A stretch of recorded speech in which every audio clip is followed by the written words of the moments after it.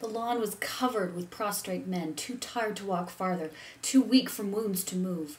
These Uncle Peter loaded into the carriage and drove to the hospital, making trip after trip until the old horse was lathered. Mrs. Meade and Mrs. Merriweather sent their carriages, and they too drove off, springs sagging beneath the weight of wounded. Later, in the long, hot summer twilight, the ambulances came rumbling down the road from the battlefield, and commissary wagons, covered with muddy canvas. Then farm wagons, ox carts, and even private carriages commandeered by the medical corps. They passed Aunt Petty's house, jolting over the bumpy road, packed with wounded and dying men, dripping blood into the red dust. At the sight of the women with buckets and dippers, the conveyances halted, and the chorus went up in cries, in whispers, "Water."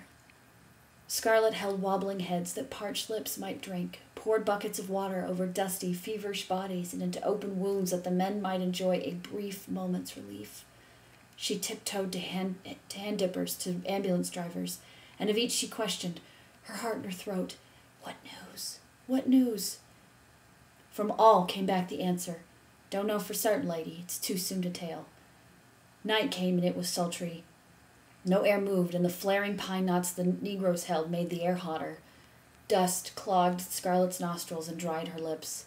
Her lavender calico dress, so freshly clean and starched that morning, was streaked with blood, dirt, and sweat.